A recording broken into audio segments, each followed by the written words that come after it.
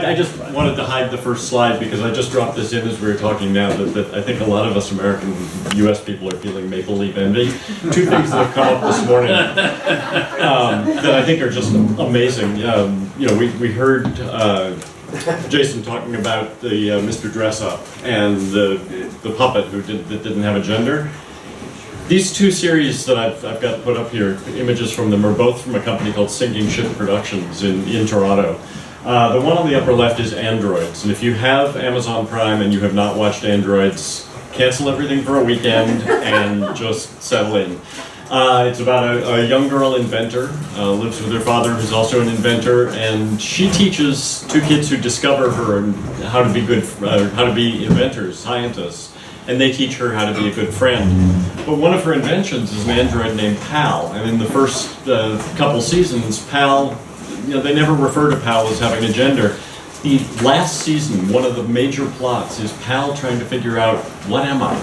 And Pal comes to the conclusion, I'm Pal. I'm not a boy, I'm not a girl, I'm Pal. The idea that a children's television series would take on a topic like gender in that way is just remarkably risk-taking, and they do it wonderfully. And then down on the bottom right, from what Mark was just talking about, Giver is another series from Sinking Ship where kids design a playground for their community and the community builds it.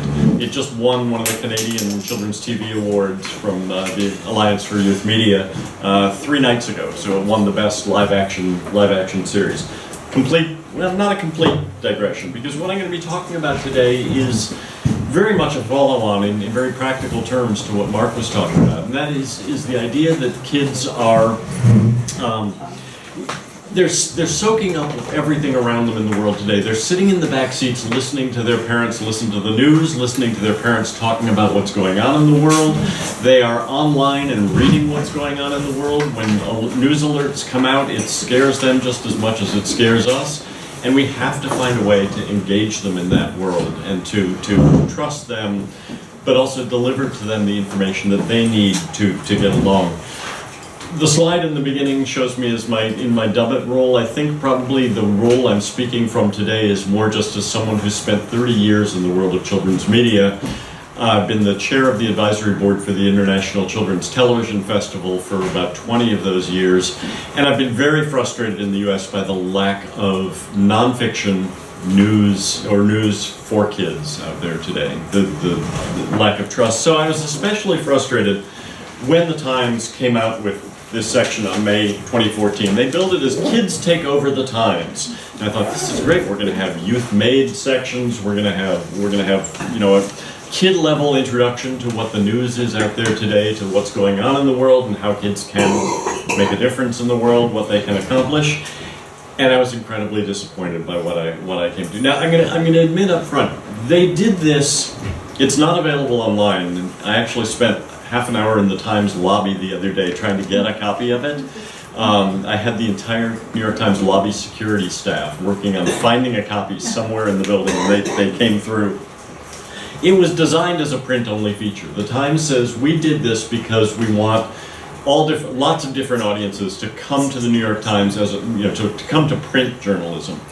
The problem is, I think, not that we need to engage kids in print journalism, but that we need to engage kids in the world around them. We need to give them news. We need to give them nonfiction. We need to tell the honest stories to them wherever they get them. And the Times has both the platform, the expertise, and the obligation to carry that forward. To be fair, kids loved it. A lot of parents I've been reading said we put it down in front of our child and they were absorbed for a long time with it. So I think it delivered something that children enjoyed, but so does a big bowl of candy, and it's not all that they need in the world.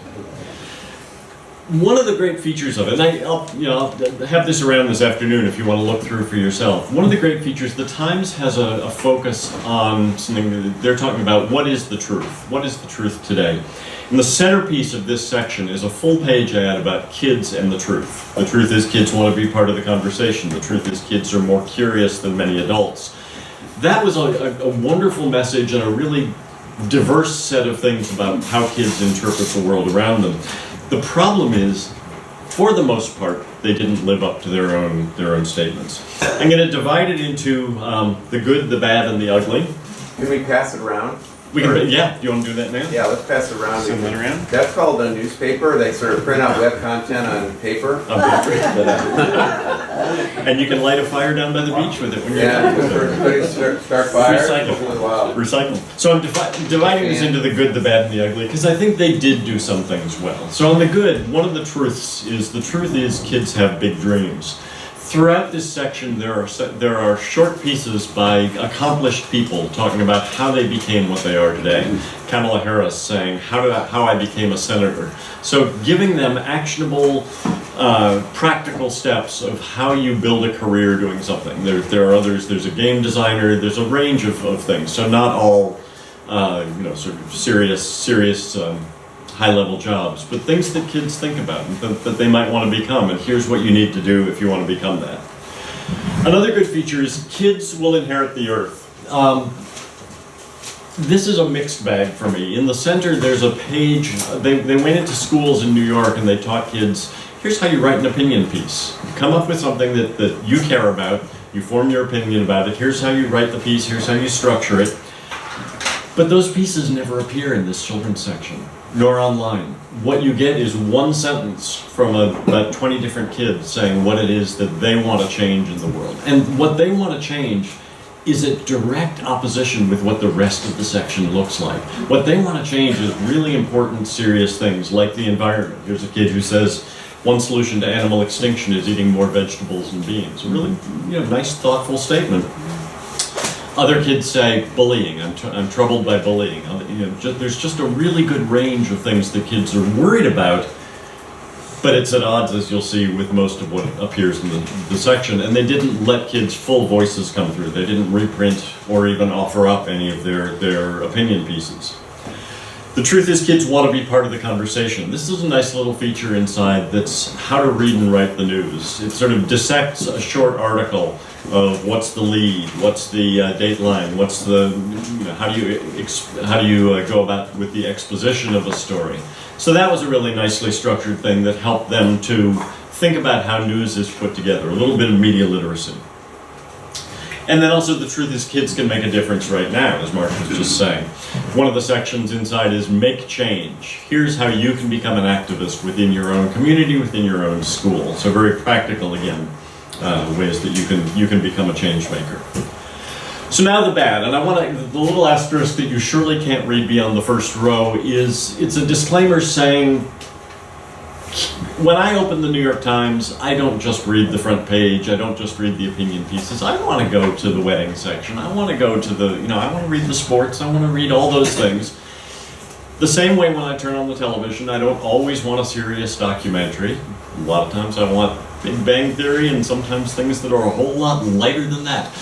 So none of what I think of as bad in this is bad in its own context, because no individual article necessarily is a bad thing for kids. It's just that if you don't have the diversity of pieces, if you don't have a mix of the serious and the light and the social and the political, then so bad is in relation to what's missing here. So here are the things that troubled me. I was actually talking with Janine about this one. Their truth is the kids are more curious than many adults. There's a feature in here that is how to draw on the newspaper, where they take news photographs and show you, here's how you can make a little comic out of the news photograph by drawing beyond the borders. Janine's husband was a news photographer. The job of a news photographer. The job of a good photographer is to take you into a story, to embed you in the photograph itself, to make you look at the images and try to build the story from that. The Times is taking you out of the photograph and saying there's nothing important in the screen. What's important is your own additions beyond it. It's sort of graffiti around the news, and I think that as I say, none of this is bad of its own sort. But there was nowhere in here where they said, let's look at this picture of kids growing up in a refugee camp. Let's look at this picture of the ice caps melting. Let's look at this picture of something that's going on in your community and take you into the picture, not out of it. This one was the greatest contradiction for me. Truth is that kids don't need candy to feel better. Well, there's one sort of feature recipe in there, and that's how to make a chocolate chip cookie pizza.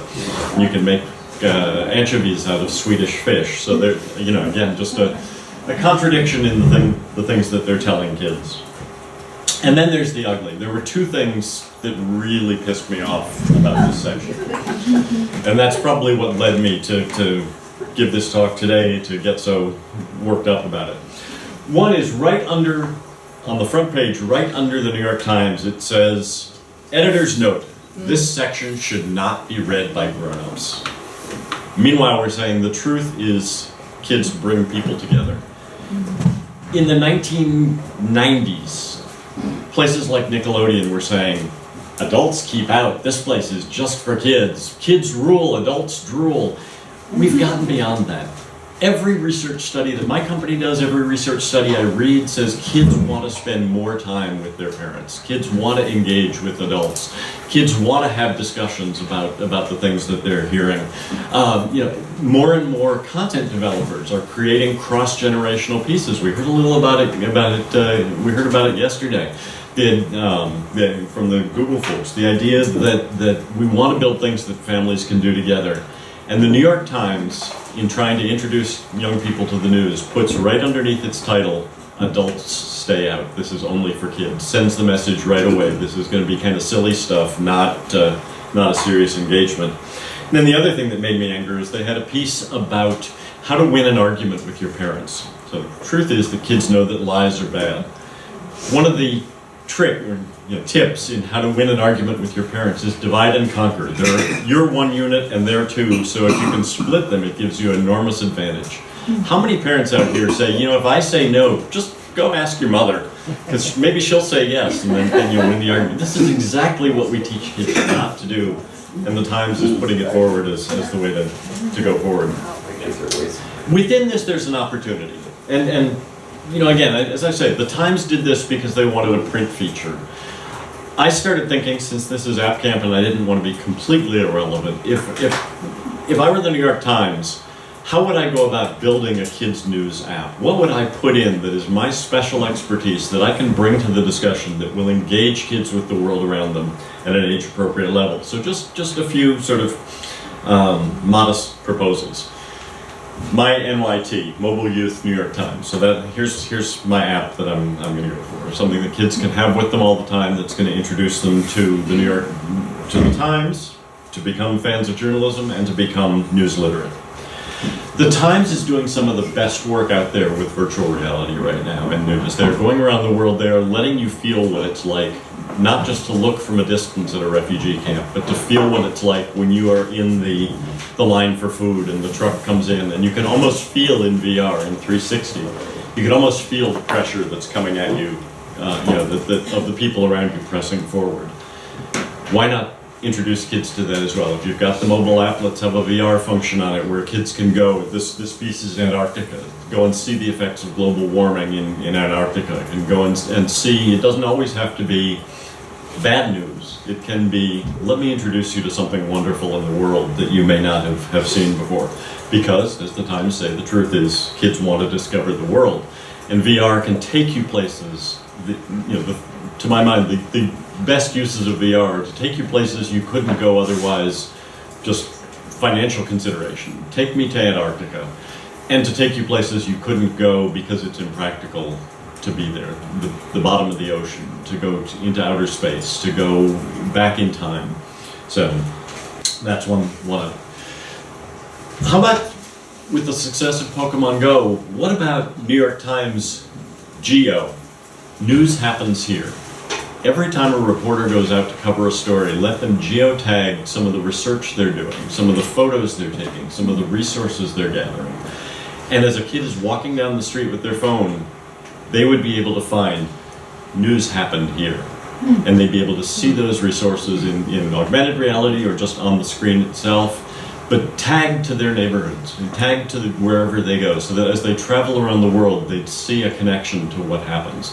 You've got the reporters out on the street, you've got the photographers, you've got the videographers out doing this. Why not put those pieces where they belong in the world? Help kids make the geographic connection to what's happening. The Times does amazing reporting on what it's like to be a child in the world, in different parts of the world today. This is a recent piece called Growing Up Poor in America, and features in particular about what it's like for families with children in poverty. The truth is, kids feel things as deeply as adults do. Let's find a way to, at an age-appropriate level, bring them into that, to give them not sympathy but empathy for what it's like. We were talking the other day about some of my favorite children's television has come from Danish public TV, where they used to send a crew to a different country in the developing world every year to do documentary work about what it's like to grow up in that country. And they developed a voice that was right for kids from, I'd say, about 7 to 10.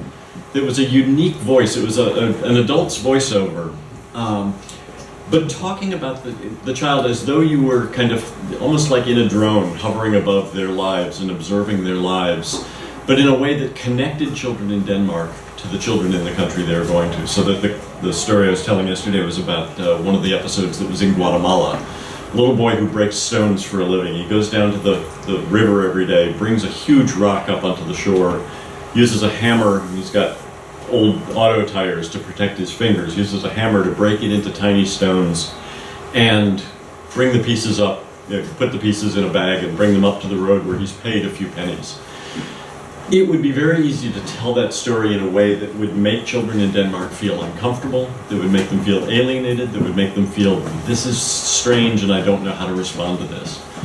But the narrative that Denmark's radio developed, their way of looking at these stories, always had a handhold for kids. Just enough of a place where they could grab on and say, okay, that's enough like my life that I can get what's happening here and I can empathize, not feel pity for this person. In that story, it happened to be that one of the things the boy was working toward was to buy a bicycle. With a bicycle, he could go to school and he could work. With a bicycle, he'd have freedom. He could get out into the countryside, or into the rest of his world. And that was enough for kids in Denmark to say, I understand this. This is similar to my life in one way, and we have a connection. If you have not seen, by the way, a half-hour documentary from the BBC Children's Department called The Boy on the Bicycle, that's inside the Zaatari refugee camp in Jordan. Google it. It is available free online. The Boy on the Bicycle.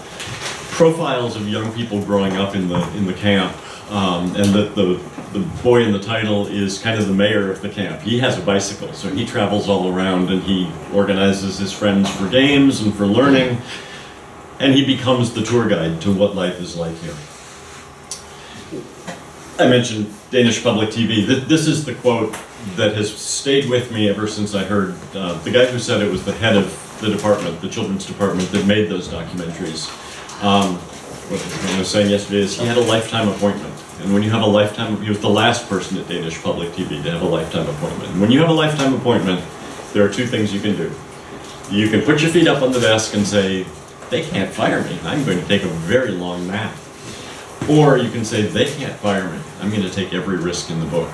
And that's what he did, was take creative risks for kids with really tough topics at times, but where kids in Denmark knew, this is made for me. This is someone who understands me. And this quote it will stay with you. I want Danish children to understand that children everywhere grow up with equal dignity, even under unequal circumstances. That was the heart of all of his program.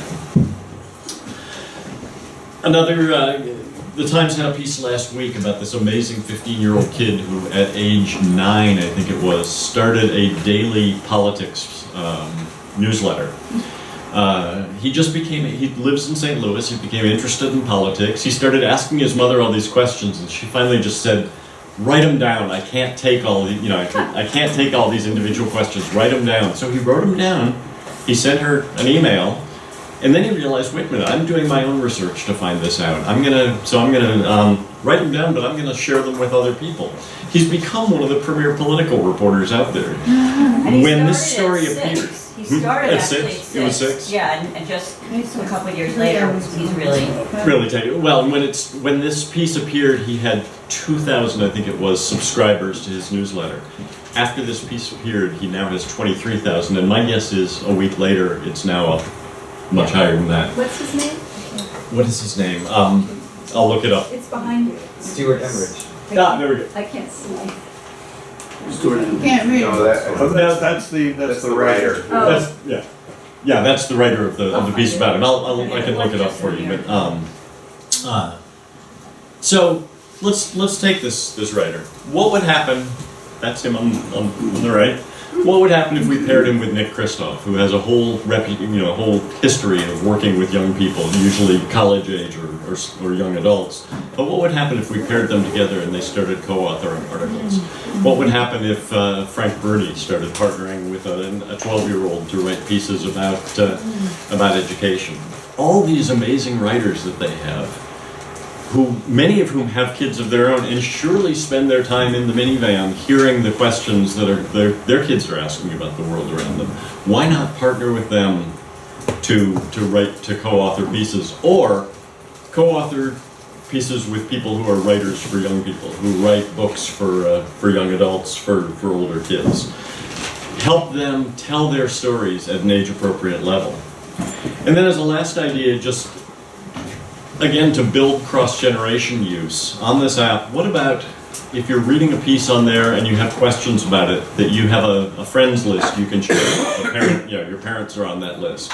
So I can tap, I want to share this article with my mother so that we can talk about it later. Or I want to ask my mother about this article because I have a question that I don't understand about it. So instead of saying adults stay out, let's say adults come in, let's talk about these things. I wrote a piece about the New York Times kids section. It's in Kids Screen. You can find it. It was published May 16th. My piece was called "Kids Can Handle the Truth." A lot of what I've said today is based on that, but I actually go a little deeper into what's been done around the world for kids with news. Some of the great efforts to give kids news coverage that will be understandable to them. So go ahead and look that up. And for lunchtime, as we're sitting around, so what would you do? If you had the opportunity to make the New York Times Kids News app, how would you present the news to them in a way that's understandable, that treats them as people who can accomplish something now, people who have questions and need context and need history and need understanding? What would you do? And that's it.